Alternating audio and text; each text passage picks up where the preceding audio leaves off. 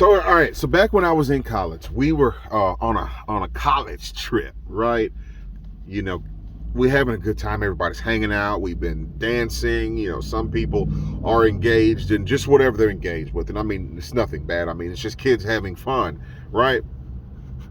And one of the girls it was a college trip. It was a school trip, and one of the girls that was on this trip, apparently, she had been drinking all day.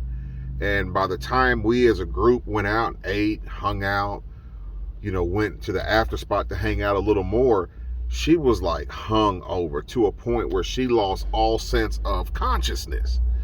And there were guys from other colleges that, had been trying to talk to her. She was a fairly attractive girl, and they found her attractive, and now they're realizing that she's losing her sense of consciousness.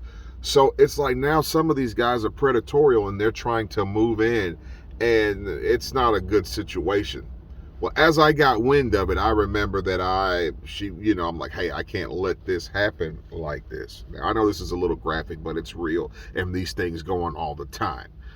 So I corralled her, got a taxi, brought her back to where we were staying, our hotel, and I hung out with her until her roommates, one of the roommates was there, but was in and out getting ready to go out, and I was explaining the situation. Hey, this is what's going on. I don't think it's a good idea for her to be left alone, because there are some guys that followed us from where we were here, hoping and doing some bad things while she was under the influence of alcohol.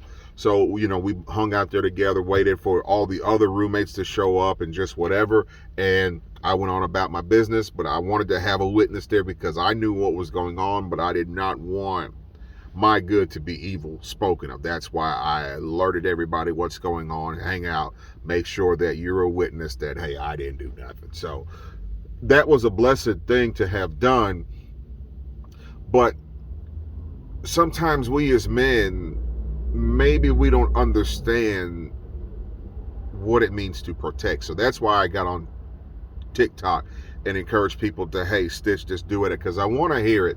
Because sometimes, again, even as being a husband, sometimes you may think you're doing things good, and you learn more, because now, even as we live in this social media age, something people are doing is they live in this fear of trying to constantly assassinate people's character. So, Anthony, as a husband, are you paying attention to people that come on your wife's page and just say all kind of negative things? That's a form of protection. I'm using that as an example. I know as a big cousin, I was always that guy that I don't care who you were. I had to know who my little cousins were dating, and I had to give them a hard time. Not because I thought they were just, so good or goody two shoes or just whatever, but I understand the significance of dating and what can come from dating. Can be some good things, but there are also some bad experiences that could be had. So I always had my little cousins check in with me. I needed to know who you were dating. But there were so many other areas that we as men are having to further develop this communication, this conversation on what it means to be a protector.